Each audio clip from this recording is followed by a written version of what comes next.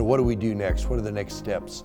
What do we do in licensing? On Monday, Idaho Governor Brad Little and other governors joined President Trump at the White House to talk about deregulation.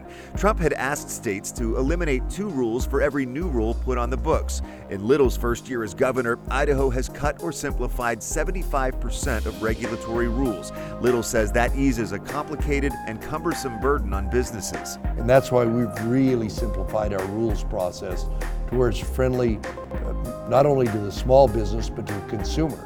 Since back during his campaign for governor, Little has said education is priority number 1. He says it will be this legislative session too. My goal of having prosperity here for all of us, for all children, is dependent upon the kind of education they get. He'll work to implement the recommendations of his Our Kids Idaho's Future Task Force. Those include increasing teacher pay, offering optional state-funded all-day kindergarten, and continuing efforts to make sure Idaho's youngest students read well. We got to get these kids reading proficiently by the end of the 3rd grade.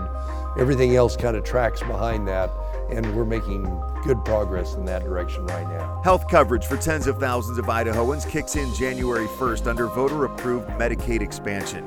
It will be a big issue again this year. People will be enrolled, people will be getting benefits, and then this session we'll talk about how we fund it going forward. These major issues continue to develop as the governor and other state leaders keep a close eye on the budget. The reason? State tax revenues are coming in lower than expected. We did the right thing. We're doing a reset in spending, and we told the agencies early. In November, Little told most state agencies to cut their budgets by 1% and identify another 2% that could be cut in the coming year. But that means going forward, we'll have more revenue available for either tax relief or for doing big, bold initiatives in education or transportation or whatever that is. In October, the governor went great distances to help Idaho's economy.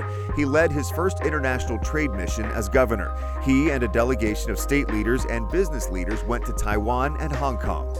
There's some of them that got orders. It takes a while after a trade mission to really see the fruits of your labor, but we were pleased. And heading into 2020, Governor Little says the biggest challenge facing Idaho is something on the minds of many: growth. Transportation, housing, crowding in schools, those are all things that I know we're going to have a dialogue, that the legislature will have a dialogue about.